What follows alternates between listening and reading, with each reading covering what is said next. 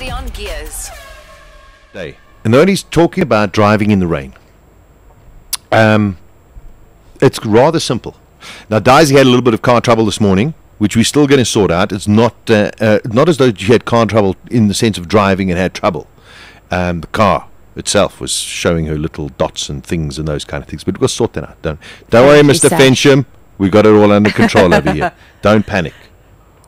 He'll be happy to hear that. It'll be fine. The thing is, driving on its own is a rather complicated affair. There are certain things you should not do when you drive, and I know most are guilty of it, and I at times am guilty of it too.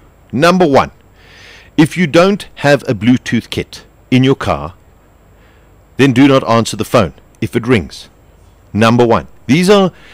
These are obvious things that we take for granted until something horrible happens.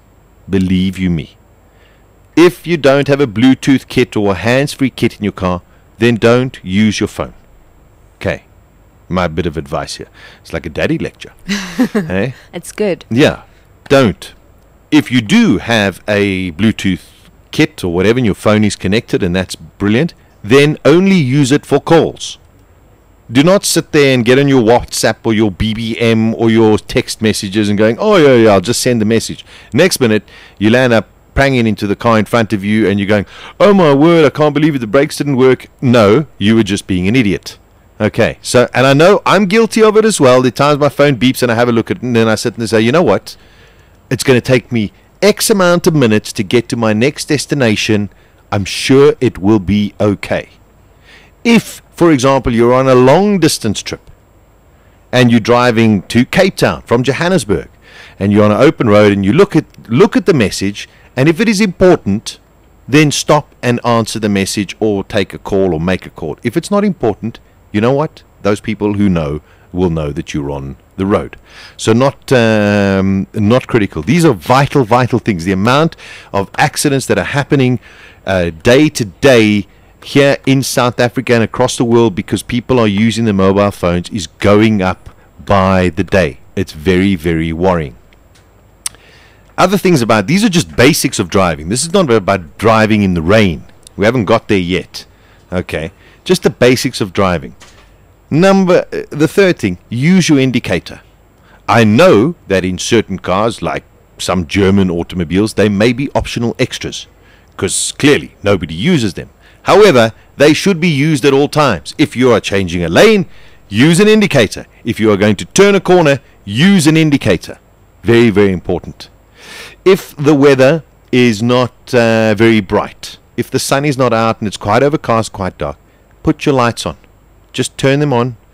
You're not supplied by Eskom. They should be working. Should be fine.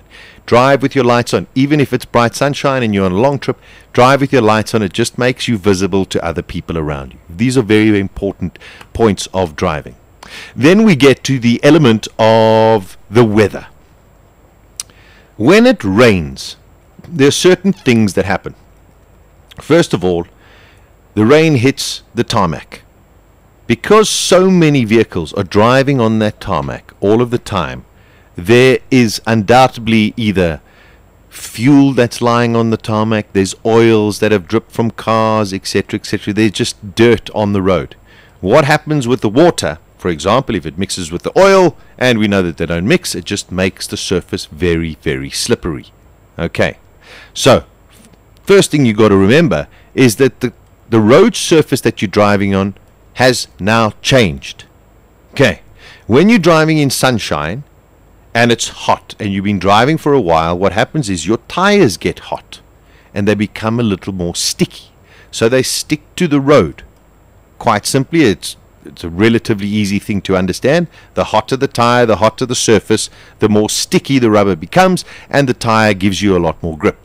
When it is raining, the tires get colder, they get smaller. Okay, the road is colder, therefore the grip is less. So whether or not it is still raining or it has rained, the tire and the tarmac are going to react differently to when it is hot and that you've been driving for quite a while.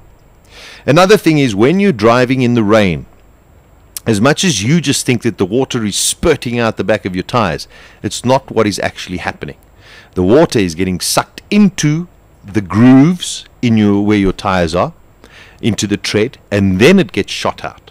Okay, so as much as the tire is trying to help you as the driver, it can only do so much.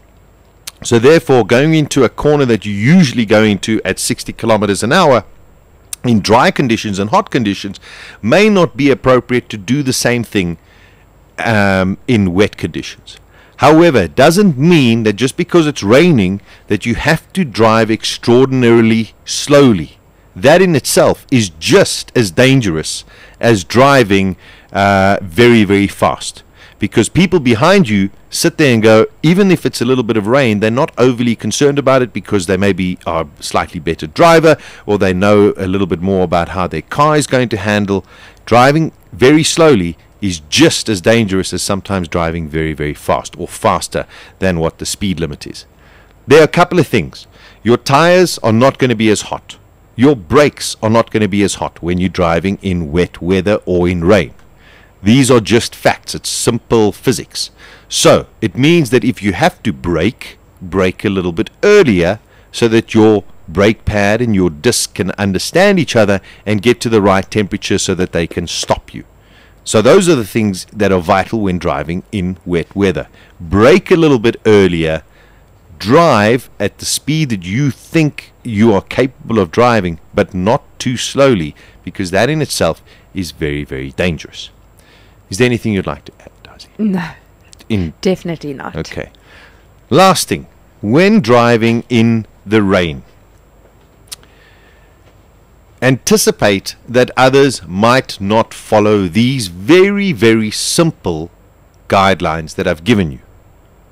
So, be more aware, understand, make sure that inside you have pure visibility. So, all of your windows are closed, but now you haven't got the fan on, and now your window mists up, and now you can't see anything. So make sure that you've got air flowing around. Number one, it'll also keep you awake about what is going on around you. But you must anticipate that others might not brake a little bit earlier and might go flying through a red traffic light. I've got a question for you. Yes. Is it true that it's best to have your window a couple of inches open for hijack? If someone comes to hijack you, apparently they can't break the window as easily. Well, I would assume so, because there would be less, the flexibility of the window is now a lot more, as opposed to it being completely static. With it being completely static, you can bash it, but now because the window could actually move a little bit, it would be a little bit more difficult. But hijacking is a completely different set of things we should talk about. But it's scary because coming from a small town, I often forget to put my handbag in my boot, and I drive and I'm driving already, and then I realize it's on my seat next to me. No. There's a couple of things. I mean, let's talk about defensive driving, or just being cautious. Always make sure that if you've got your cell phone, that it's in a pouch or it's in your bag, and your bag is either in your boot, which I don't always recommend, or under the seat. Just under your front seat, out of view, that somebody can't just smash and grab. That's what they see. They see a cell phone, they see a pair of sunglasses, they see your handbag, they see a tablet or whatever. They bash the window, and they take and they run away. So there's a couple of things you should do. This is the most important thing that I've ever learned over the years in terms of driving and just being aware around you, because unfortunately in this country, hijackings can happen at any time, in any space. It doesn't matter if it's full traffic or you're the single person at a traffic light or an intersection.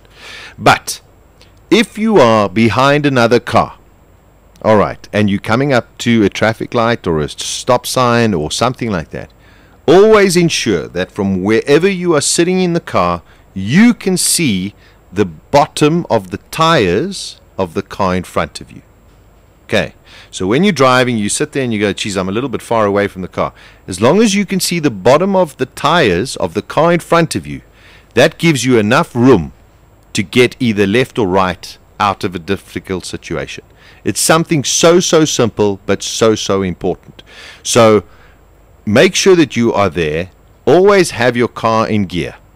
It's one of these things, because unfortunately, because of the country that we live in, these things are around us all of the time. If somebody taps on your window, put your foot down, swerve left or right, and you can get out. That's what you can do. You have enough space. I promise you, it works. It's scientifically proven. If you can see the bottom of the tires of the car in front of you, there's enough space for you to swerve either right or left and get out of a dangerous situation. So there we go. Just a couple of helpful hints in terms of driving, things that you should be aware of, and also driving in the wet. At the next intersection, turn on Gearz with Sasha Martinengo. Weekdays from 12 to 2 p.m. Central African Time.